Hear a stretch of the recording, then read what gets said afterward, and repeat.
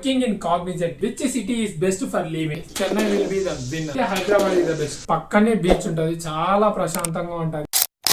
Hi darling, namaste, welcome back to the another vlog. ఈ vlog ఏంటంటే which city is best for living, whether it's Hyderabad or Chennai, based on my experience. Basic గా నేను రెండు ప్లేస్లలో ఉన్నాను కాబట్టి ఈ video అయితే చేస్తున్నాను. So are you ready darlings? Let's go into the video. దాదాపు చెన్నైలో నేను 1 year అయితే ఉన్నాను అండ్ ఇన్ హైదరాబాద్ వచ్చేసి అరౌండ్ 3 months అయితే అవుతుంది. So based on my real experiences and working in Cognizant ఏది బెటర్, మనకి ఏది బెస్ట్ ప్లేస్ అనేది నేనైతే ఇప్పుడు చెప్తాను.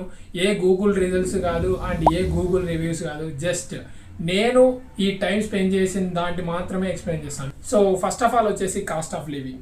సో కాస్ట్ ఆఫ్ లివింగ్ గురించి మాట్లాడుతున్నాం కాబట్టి ఫస్ట్ వచ్చేసి హాస్టల్ ఫీజు గురించి మాట్లాడుకుందాం. సో బేసిక్గా నేను 2 ప్లేస్లలో హాస్టల్లోనే స్టే చేశాను.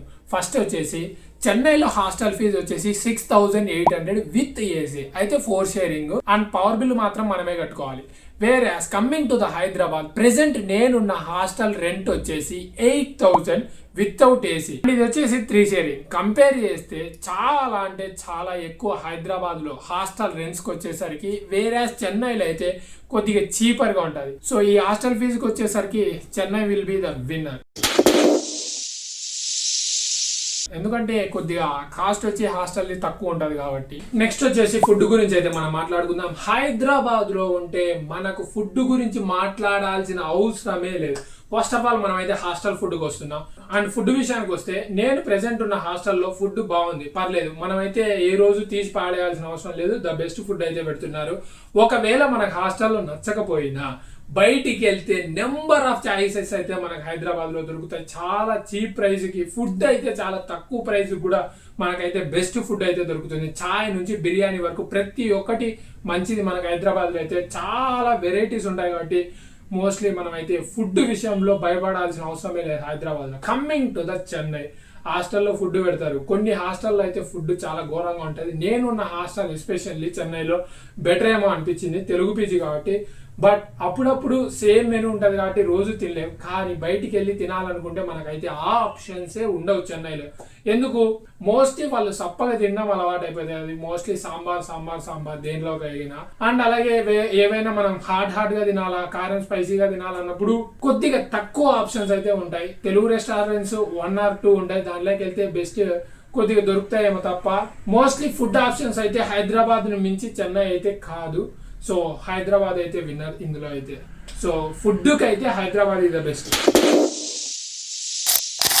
And coming to the next point, comfort గురించి అయితే మాట్లాడుకుందాం. ఐ మీన్ అట్మాస్ఫియర్, టెంపరేచర్, ఇవన్నీ గురించి అయితే మనం మాట్లాడుకుందాం.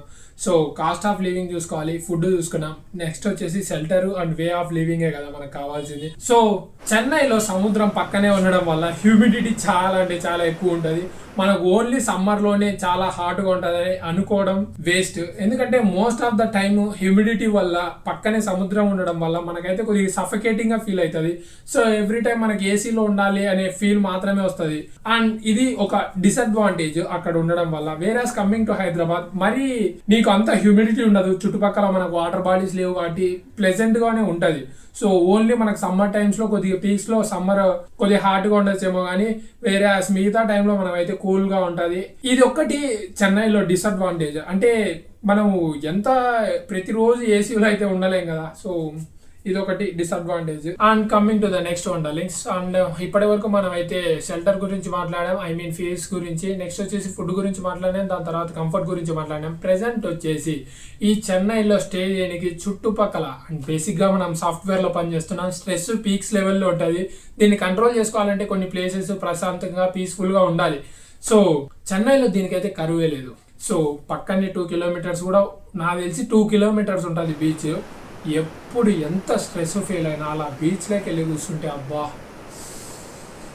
ప్రశాంతంగా ఉంటుంది డార్లింగ్స్. లిటరల్లీ ఆ ప్రశాంతత ఎంత బాగుంటుంది అంటే అంత బాగుంటుంది. నైట్ టైమ్స్ అయితే ఆ స్వర్గమే. మార్నింగ్ టైమ్స్ నువ్వు వెళ్ళాలనుకుంటే బైక్ రైడ్ తో అలా బీచ్ సీ షోర్ రోడ్ లో వెళ్తూ ఉంటే ఒక పక్క సముద్రం, ఒక పక్క రోడ్డు, బ్యూటిఫుల్ వ్యూ. ఆ పాండిచేరి రూట్ అటు సైడ్ వెళ్తే wow, the best place. And coming to the Hyderabad darlings, mostly మనము ఆల్రెడీ ఐటీ ఏరియా మొత్తం డెవలప్ అయిపోయింది. ప్రెసెంట్ అయితే మనం మాదాపూర్ దగ్గరలో ఉంటాం కదా, సిటీ సెంటర్లో ఉన్నట్టుంటుంది. మనము ట్రాఫిక్ ఎప్పుడు హారన్ సౌండ్స్, ఈ ఇరిటేషన్ నాయిస్ ఎక్కువ ఉంటుంది. ఒకవేళ నీకు ఏదైనా కావాలి అంటే ఎవ్వరు ఏమీ లేకోకుండా పీస్ఫుల్గా ప్లేస్ ఉండాలనుకున్నా దగ్గర దగ్గర ఒక 10-20 కిలోమీటర్స్ అయితే బయటికి వెళ్ళిపోవాలి. So this is some what disadvantage in Hyderabad coming to అంటే ఈ సమ్ వాట్ పీస్ఫుల్నెస్ ఇలా చూస్తే. Okay darling, that's all. ఈ వీడియో ఇంతటితో అయిపోయింది. అండ్ ఈ రెండిట్లో ఏది బెస్ట్ ప్లేస్ అనేది ఇంకా నేనైతే చెప్పలేదు కదా. నాకు పర్సనల్గా ఏంటి నచ్చిందంటే 1 ఇయర్ చెన్నైలో ఉన్నా కదా, సో కాస్ట్ ఆఫ్ లివింగ్ తక్కువ, మనం సేవింగ్ చేసుకోవాలంటే బెస్ట్ ప్లేస్ చెన్నై. వేరాస్ మనకు నేర్చుకోవాలి, వైబ్రెంట్గా ఉండాలి ప్లేసు, కొద్దిగా ముందుకు వెళ్ళాలి అంటే Hyderabad is the best place. So నేనేమంటానంటే ఒకవేళ మీకు కూల్ అండ్ వైబ్రేట్ కావాలనుకుంటే Hyderabad is the best place. Whereas మీరు సేవింగ్స్ చేయాలి, కొద్దిగా పీస్ఫుల్గా ఉండాలి, అటు సైడ్ వెళ్ళాలనుకుంటే Chennai is the best place. So మీరు ఏది చూస్ చేసుకుంటారు? మోస్ట్ ఆఫ్ ద మన సబ్స్క్రైబర్స్ కాగ్నిజెంట్లో ఉండే వాళ్ళు కూడా ఉన్నారు. మీకైతే ఏ ప్లేస్ బెస్ట్ అనిపిస్తుందో కింద కామెంట్ సెక్షన్లో మెన్షన్ చేయండి. అండ్ ప్రెసెంట్ మీరు ఏ లొకేషన్లో ఉన్నారో కింద కామెంట్ సెక్షన్లో మెన్షన్ చేయండి. త్వరలో మళ్ళీ మన కాగ్నిజెంట్ వీడియోతో అయితే వద్దాం, అప్పుడు మాట్లాడుకుందాం దీని గురించి. ఓకే డార్లింగ్స్, వీడియో నచ్చినట్లయితే please like, share and subscribe చేసుకోండి డార్లింగ్స్. బాయ్.